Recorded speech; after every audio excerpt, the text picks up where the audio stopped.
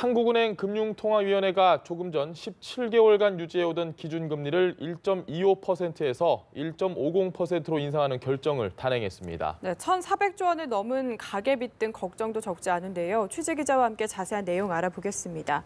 스튜디오에 경제부 김종수 기자 나와 있습니다. 안녕하십니까? 안녕하세요. 김 기자, 저희가 사실 대출금리라는 이야기는 굉장히 많이 듣고 익숙하고 민감한데 그렇죠. 이 기준금리에 대한 이야기는 들어본 것 같은데 또 정확히 뭔지는 잘 모르겠습니다. 네, 기준금리를 올렸다 내렸다 이런 말은 많이 나오지만은 과연 그 기준금리가 뭔지 잘 아시는 분들은 많지 않은데요. 기준금리 말 그대로 우리나라 금리 체계의 기준이 되는 겁니다. 실제적으로 쓰이는 거는 한국은행이 개별 금융기관들하고 통화량 조절이라든가 과부족 자금 문제 해소를 하기 위해서 환매 조건부 증권 거래를 하는데요. 그때 적용되는 금리라고 보시면 됩니다. 정확하게 딱 결정된 건 아니고 하나의 목표치인데요. 금통위가 이거를 작년까지는 매월 결정했었는데 올해부터는 8번만 결정을 합니다. 매월 상황이 그렇게 달라지는 게 아니니까요. 그런데 오늘 인상을 결정한 오늘 금통위가 올해 마지막 금통위였습니다. 네. 이렇게 인상을 결정한 게 굉장히 오랜만인 것 같다라는 느낌이 들거든요. 맞습니까? 네, 그렇습니다. 그거는 한 그래프를 같이 보시면서 이해하시는 게 쉬울 것 같습니다. 그래프를 보시면은요. 2008년 한 하반기에 접어들 때까지 기준금리가 5.25%였습니다. 당시는 계속 올리는 시기였거든요. 9년 전 기준금리가 지금 개인이 시중은행에서 빌리는 주택담보대출 금리보다 더 높았습니다. 엄청 높네요. 네, 그렇죠. 그러다가 이른바 글로벌 금융 위기가 닥치면서 우리나라도 급격하게 기준금리를 2% 선까지 내렸는데요. 각국 공조를 통해서 경제가 회복되자 다시 각국 중앙은행들이 금리 인상에 나섰습니다.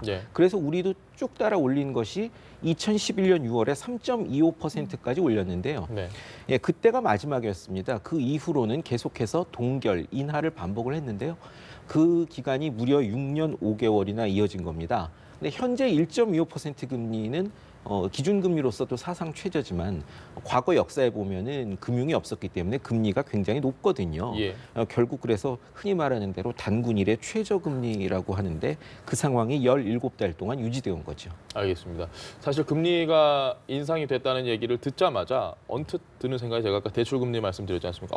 그럼 내가 앞으로 원금과 이자를 내야 되는데 이자 비율이 훨씬 높아지나 이런 걱정이 되는데 어떤 영향을 우리에게 미치는지 설명을 좀 부탁드립니다.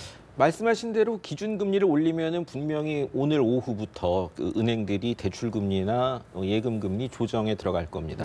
당연히 그러면은 빚을 내신 분들은 부담이 커질 수밖에 없는 것이고요. 그렇지만은 아주 거시적인 관점에서 보자면 금리를 올리는 것이 꼭 나쁜 것만은 아닙니다. 왜냐하면 성장률이라든가 물가라든가 경제의 기초 여건을 봤을 때 지금보다는 금리를 조금 더 올리는 것이 지나친 물가 상승을 유발하지 않겠다라는 판단이 섰기 때문에 올리는 거거든요. 그러니까 경제가 최악 상황은 오히려 아니라는 얘기가 되는 거죠. 물론 그렇습니다만 실제 개인들한테는 부담으로 돌아옵니다. 말씀드린 대로 은행들이 금리를 연쇄적으로 조정을 하면서 시중금리가 오를 수밖에 없고요. 금리가 오르면은 투자를 하려는 기업들은 부담이 늘어나니까 투자를 좀 줄일 수밖에 없을 것이고 내수 역시 사람들이 저축을 하는 게 더 유리하고 또 돈을 빌려서 소비를 하기는 어려워지니까 내수가 당연히 조금 더 위축되는 효과가 있을 겁니다. 그리고 어제 서울 외환시장에서 원화 가치가 2년 7개월 만에 최고였습니다. 1달러에 한 1,076원대까지 내려갔는데요. 우리나라 화폐에 적용되는 금리가 올라가다 보니까 원화 강세를 안 그래도 지금 계속해서 원화 강세가 진행되고 있는데 그걸 좀 더 부채질하는 효과도 있을 겁니다. 알겠습니다. 말씀하신 대로 금리를 인상한 데는 좀 장단점이 전부 다 있는 것 같은데 사실 거시경제를 봤을 때는 좀 장점이 있더라도 일반 서민들이 느끼기에는 아직까지는 경기가 어려운 게 사실이거든요. 그런데 왜 지금 이 시점에서 하필 금리를 인상하게 됐는지가 궁금합니다. 그 이주열 한국은행 총재는 사실 여러 번에 걸쳐서 금리 인상이 필요하다는 이야기를 계속 해왔습니다. 지금 경제 여건을 봤을 적에 그야말로 최악의 상황에 대처하기 위해서 내려진 1.25%라는 사상 최저 기준금리를 유지하는 것은 부적절하다는 인식을 깔고 있는 건데요. 지난 7월에 처음으로 금리 인상 필요성을 제기했습니다. 올리겠다는 말을 중앙은행 총재가 그냥 하는 건 아니고요. 당시에 통화 정책의 완화 정도를 조정할 필요가 있겠다. 지금 같은 회복세가 이어진다면 이런 전제를 달아서 아주 간접적으로 인상을 시사한 건데요. 그렇지만 사실 물가라는 측면에서 보면은 인상 요건이 꼭 맞는 것은 아닙니다. 한국은행이 중기적으로 물가 상승률을 한 2% 정도로 유지한다는 목표를 가지고 있는데요. 예. 실제 지난달 물가 상승률 같은 경우 한 1.8% 정도니까 약간 못 미치는데 예. 그 점에 대해서도 9월 말에 한국은행에서 이주열 총재가 한국은행 담당 기자들을 만나서 물가가 꼭 조건에 맞지 않더라도 인상 검토를 할 수 있는 요인이 있다 해서 사실상 시기의 문제였지 인상을 하겠다라는 방침은 분명히 했던 겁니다. 예. 사실 그동안에 장기간에 걸쳐서 우리가 금리를 내려온 데는 경기를 좀 더 부양을 해야 되겠다 이런 문제가 있거든요. 예. 하지만은 한국은행은 지금까지도 1.25%까지 낮추기 전에도 1.50이나 1.75%의 금리도 충분히 경기 부양적이라는 판단을 해왔습니다. 사실 1%대 금리가 무서워서 소비를 못하거나 투자를 못하는 건 아니거든요. 예. 거기에서 더 내린다고 해가지고 경기가 확 살기도 어렵습니다. 그래서 당시 금리도 충분히 경기 부양적인데 경기가 조금 회복에 접어들었으니까 과도한 물가 상승이라든가 투기 과열이라든가 이런 문제를 잡기 위해서는 조금 올려야 된다라는 거에 대해서 한국은행 금통위원들이 동의를 한 거죠. 예. 이 금리를 올려야 되는 이유 중에는 또 가계부채 억제 필요성도 있습니다. 말씀하신 대로 1,400조 원, 1,419조 원까지 3분기 말에 늘어났는데요. 증가 속도가 그렇게 빠르게 줄지는 않습니다. 예. 그래서 이 부분을 어차피 시중금리는 계속 오르고 있었기 때문에 실제 채무자들이 갚아야 될 금리는 점점 커지고 있는 상태에서 네. 기준금리가 그걸 반영하지 못한다는 거는 좀 문제가 있겠죠. 그런 측면에서도 금리를 올릴 필요성은 있었었고요.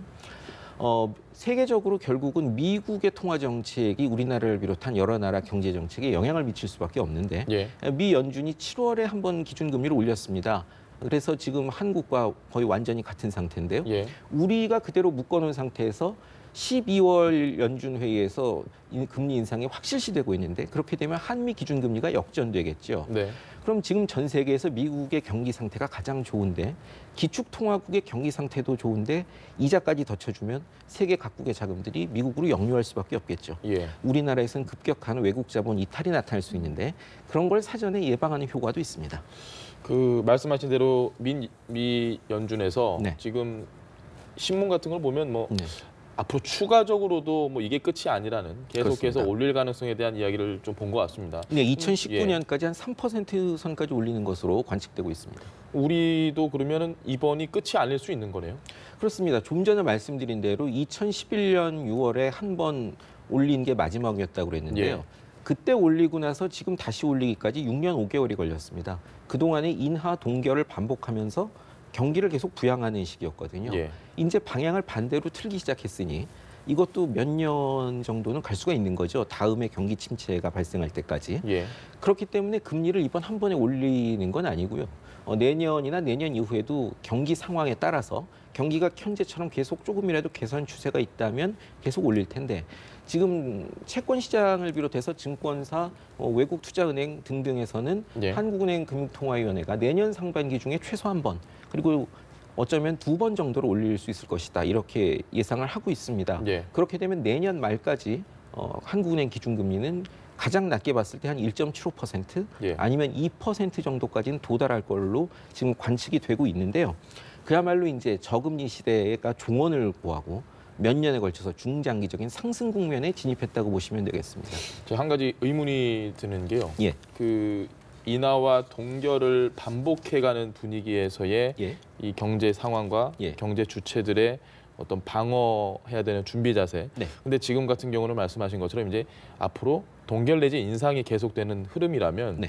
이 경제 분위기나 혹은 뭐 개인 기업 분위기가 좀 어떻게 바뀔 걸로 예상이 되십니까? 근데 뭐 가게나 기업들로서는 가장 걱정스러운 게 우리가 지금 가계빚을 비롯한 예. 그 빚 부담이 크니까요. 그 금리 부담이 가장 큰 문제로 작용하겠죠. 지금 말씀드린 대로 가계빚이 9월 말 기준으로 1,419조 원 정도 됩니다. 예. 한 분기 사이에 31조 원이 늘었는데요. 기준금리가 한 0.25%포인트가 오르면 정확하지는 않습니다. 왜냐하면 예. 은행들의 가산금리가 다 다르기 때문에. 하지만 기존에 빚을 진 사람들, 가계들이 연간 이자를 2조 3천억 원 정도는 더 내야 한다는 분석이 있습니다. 예. 그만큼 소비가 줄어들 수밖에 없는 거겠죠. 아시다시피 근데 그건 어디까지나 기준금리 기준이고요. 예. 주택담보대출금리가 최근에 이미 5% 최고는 5% 선에 육박했다는 보도가 잇따르고 있었지 않습니까? 그것도 지금 기준금리가 1.25%인 상태에서 이루어진 거였는데 한두 차례 기준금리가 더 오르고 금리가 상승 국면으로 돌아섰다라는 판단이 쓴다면 지금보다 인상 속도가 좀 더 가팔라질 수 있습니다. 예. 말씀드린 2조 3천억 원 추가 부담이 아니라 그보다 추가 부담이 더 커질 수 있다는 이야기죠. 예. 그런데 실제로 어제 현대경제연구원 같은 데서 분석을 한 것을 보면 이렇게 기준금리를 한두 번 올린다고 해가지고 정부가 원하는 만큼 가계빚의 증가 속도가 제어될 것 같지가 않습니다. 예. 과거의 통계를 분석해 보면 기준금리가 1%포인트 정도는 올라야 예. 가계빚의 증가 속도가 둔화되더라 이런 통계 분석을 해놨더라고요. 그러니까 지금으로서는 이 정도 올려가지고 가계빚은 약간 감속하는 정도지 이게 본격적으로 제어할 수 있는 상황은 아닐 것 같고요. 그 예. 문제만 관련해서라도 금리는 좀 더 올라갈 수밖에 없을 걸로 지금 생각이 듭니다. 알겠습니다. 네. 그래도 어쨌든 지금 빚이 있는 분들은 줄여나가는 게 가장 그렇습니다. 좋겠네요. 네. 알겠습니다. 지금까지 경제부의 김종수 기자와 함께했습니다. 말씀 잘 네, 들었습니다. 고맙습니다.